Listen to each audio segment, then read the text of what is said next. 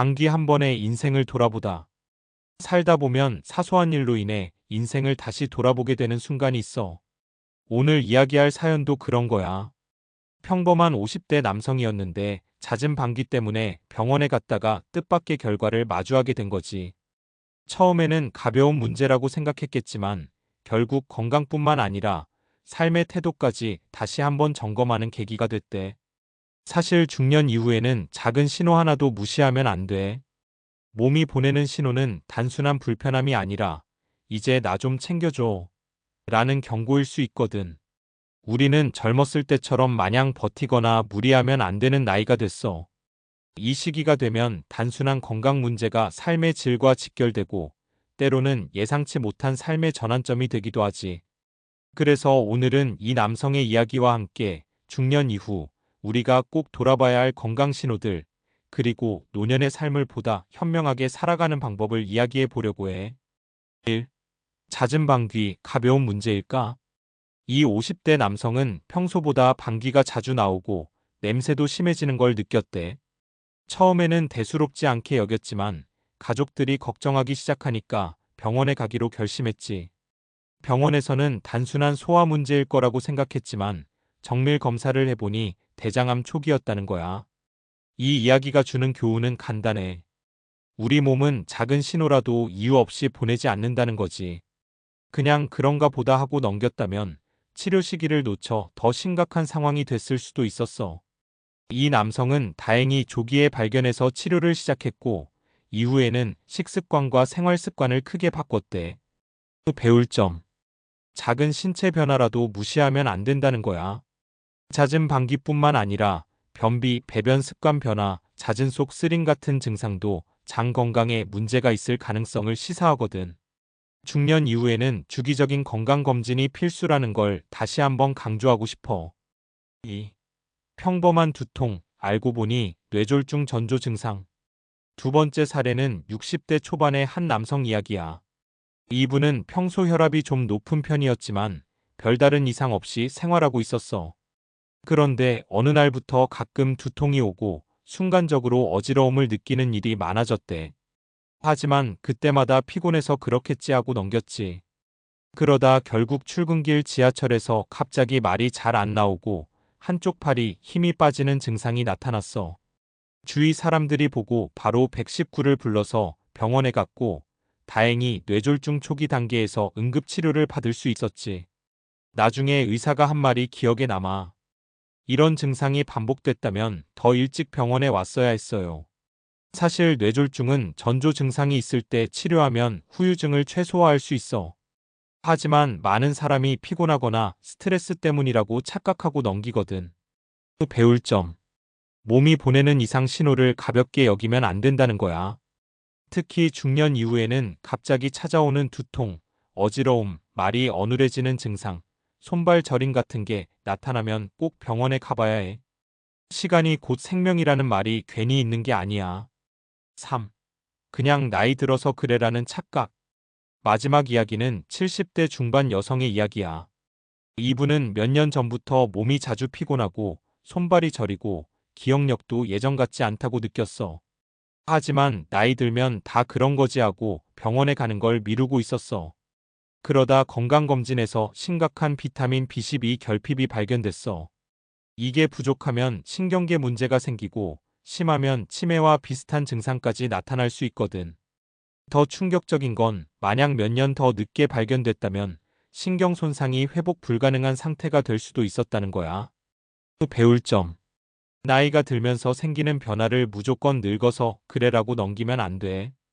피곤함, 기억력 저하, 손발 저림 같은 증상도 영양 불균형, 호르몬 문제, 신경계 이상 같은 원인이 있을 수 있어. 나이에 상관없이 몸이 이상하다고 느껴지면 병원에서 정확한 원인을 확인하는 게 중요해. 노년의 삶 현명하게 살아가기 위한 3가지 원칙. 이제 결론을 정리해 볼게. 건강을 지키면서 행복한 중년과 노년을 보내려면 다음 3가지 원칙을 꼭 기억하자. 1. 작은 신호도 무시하지 말 것. 몸이 보내는 신호는 그냥 넘겨서는 안 돼. 소화 문제든 두통이든 피로든 원인을 정확히 파악하는 게 중요해. 이 나이 탓이라는 핑계는 금물. 무조건 나이가 들어서 그렇다고 생각하지 말자. 뭔가 이상하면 원인을 찾고 해결해야 해. 3. 정기 검진과 생활 습관 관리. 특히 50대 이후부터는 건강검진을 미루지 말고 운동과 식습관도 꾸준히 관리하는 게 필수야. 건강은 한순간에 나빠지는 게 아니야. 하지만 우리가 신경 쓰고 관리하면 오랫동안 건강하고 활기찬 삶을 살 수 있어. 노화를 대하는 태도가 인생을 결정한다. 우리가 나이를 먹는 것은 피할 수 없는 자연스러운 과정이야. 하지만 어떻게 나이를 먹을 것인가? 는 우리가 선택할 수 있는 문제지. 앞에서 이야기한 것처럼 작은 신체 변화를 무시하지 않는 것, 건강을 관리하는 것이 중요하지만 거기에 더해 노화에 대한 우리의 태도도 삶의 질을 크게 좌우해. 많은 사람이 나이 들면 원래 아픈 거야 라고 생각하지만 사실 그렇지 않아. 과학적으로 보면 건강한 노화는 생물학적 노화와 병리적 노화를 구분하는 것에서 시작돼. 생물학적 노화 바이올라지컬 에이징 세포가 시간이 지나면서 자연스럽게 기능이 떨어지는 과정.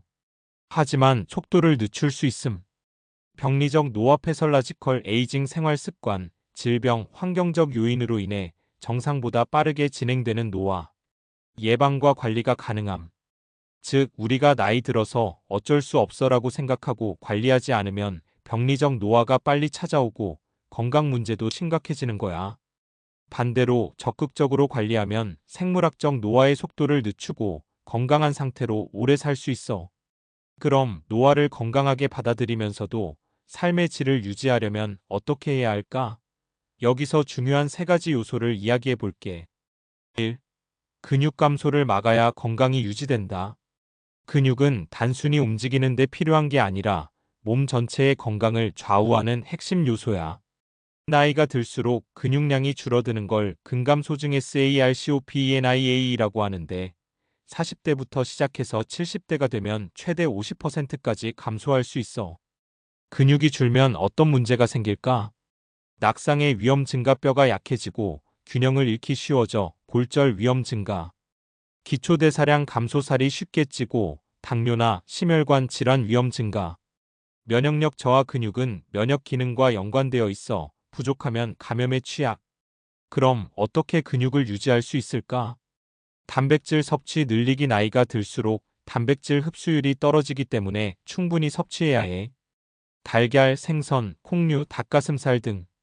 근력 운동 필수. 걷기만으로는 부족해.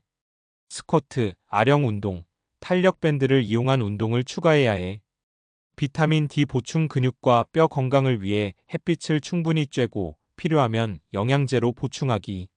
운동을 꾸준히 하면 7080대에도 건강한 근육을 유지할 수 있어. 근육을 지키는 게 결국 노년의 독립적인 생활을 가능하게 해주는 가장 중요한 요소야. 2. 장 건강이 곧 두뇌 건강이다. 많은 사람이 노화하면 기억력이 떨어지고 치매가 찾아오는 걸 자연스럽다고 생각하지만 최근 연구에 따르면 장 건강이 두뇌 건강과 직결된다는 사실이 밝혀졌어. 우리 장에는 장내 미생물 MICROBIOME라는 수십조 개의 세균이 살고 있어. 이 미생물들이 균형을 이루면 소화뿐만 아니라 면역력, 염증 조절, 심지어 뇌 기능까지 영향을 미쳐. 과학적 근거. 장과 뇌는 장-내 축건-BRAIN, 엑서스이라는 신경 네트워크로 연결돼 있음. 장내 미생물이 건강하면 세로토닌 행복 호르몬 분비가 원활해져서 우울증과 불안감이 줄어든. 장내 염증이 많으면 알츠하이머, 파킨슨병 같은 신경퇴행성 질환의 위험이 증가. 그럼 장 건강을 지키는 방법은? 발효식품 섭취. 김치, 요거트, 나토, 된장 등은 유익균을 늘려줌. 식이섬유 섭취. 채소, 통곡물, 견과류는 장내 유익균의 먹이가 됨. 가공식품 줄이기. 설탕, 인공감미료, 가공육은 장내 미생물 균형을 깨뜨림. 장 건강을 챙기면 단순히 소화가 잘 되는 걸 넘어 정신 건강과 두뇌 건강까지 지킬 수 있어. 3. 긍정적인 사회적 관계가 수명을 연장한다. 건강한 노년을 위해 가장 중요한 것 중 하나가 사회적 관계야. 인간은 사회적 동물이라 외로움은 건강에 치명적인 영향을 미쳐. 과학적 연구. 하버드 성인 발달 연구. 하버드 스터디 오브 어덜트 디벨로프먼트에서 가장 행복하고 오래 산 사람들의 공통점은 좋은 인간관계였어. 외로움이 지속되면 코르티솔 스트레스 호르몬이 증가해 심장병, 치매, 우울증 위험이 증가함. 반대로 가족이나 친구들과 정기적으로 만나고 의미 있는 관계를 유지하는 사람들은 신체적 정신적 건강이 더 좋았음. 실천 방법. 가족, 친구와 자주 연락하고 만나기. 취미 활동 독서 모임, 운동 동호회, 봉사활동 등 참여하기. 새로운 배움을 통해 젊은 세대와 소통하기, 스마트폰 배우기, 온라인 강의 듣기 등. 사회적 관계를 유지하는 건 단순한 기분 전환이 아니라 실제로 건강과 수명에 영향을 주는 강력한 요소야. 결론 지금부터라도 늦지 않았다. 노화는 피할 수 없지만 건강한 노화는 우리가 선택할 수 있어. 방귀 하나에서 시작된 이야기처럼 우리 몸이 보내는 신호를 무시하지 않고 작은 변화라도 실천하면 인생 후반전이 훨씬 건강하고 행복할 수 있어. 근육을 지키자. 운동과 단백질 섭취를 늘리면 활력이 유지된다. 장 건강을 챙기자. 좋은 음식이 곧 두뇌 건강까지 연결된다. 사회적 관계를 유지하자. 외로움을 피하고 의미 있는 인간관계를 만들자. 나이는 숫자일 뿐이라고 하지만 어떻게 나이 드느냐는 우리의 선택에 달려 있어. 오늘부터라도 작은 변화부터 시작해보자.